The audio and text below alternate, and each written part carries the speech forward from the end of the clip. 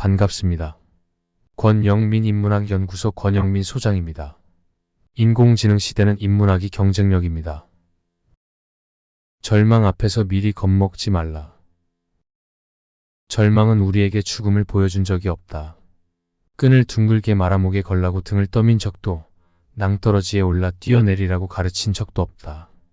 절망은 우리에게 아무 짓도 하지 않았다. 그는 자기에게 주어진 임무를 성실히 수행하고자 분별 있는 인간, 그래서 상처받은 인간의 침실을 정중하게 노크했을 뿐이다. 다만 질에 겁먹은 우리가 절망을 죽음과 혼동하여 좌절하고 포기했다. 쇼펜하우어. 중년에는 삶의 변화와 어려움에 직면하게 됩니다.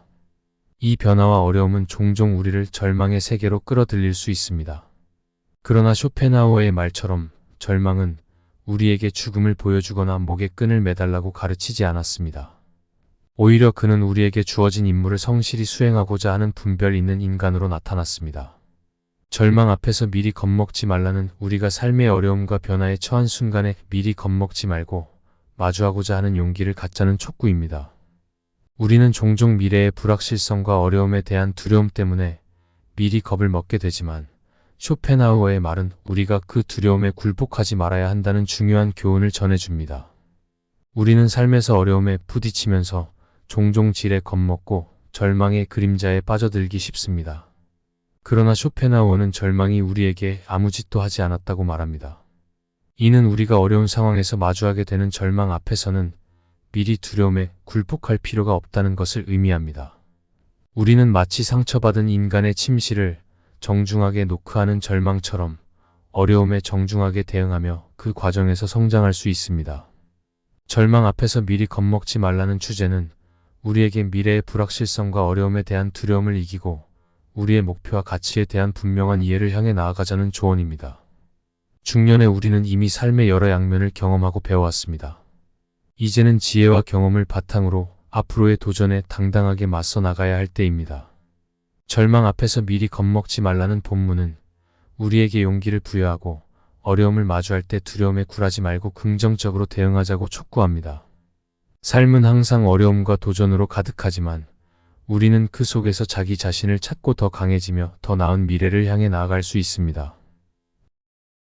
쇼펜하우어에게 배우는 인생 해법 3가지. 첫째, 자기에게 주어진 임무를 성실히 수행하라. 쇼펜하우어가 말한 대로 절망은 우리에게 죽음을 보여주지 않았습니다. 중년에 이르면 우리는 각자의 삶에서 자기에게 주어진 임무를 찾고 성실히 수행하려는 분별 있는 인간이 되어야 합니다. 자신에게 주어진 책임과 역할을 성실히 다하면서 내적으로 성장하고 삶의 의미를 찾아가는 것이 중요합니다. 둘째, 고난과 어려움에 마주할 때도 두려움에 굴하지 말라. 끈을 둥글게 말아목에 걸라고 등을 떠민 적도, 낭떠러지에 올라 뛰어내리라고 가르친 적도 없다.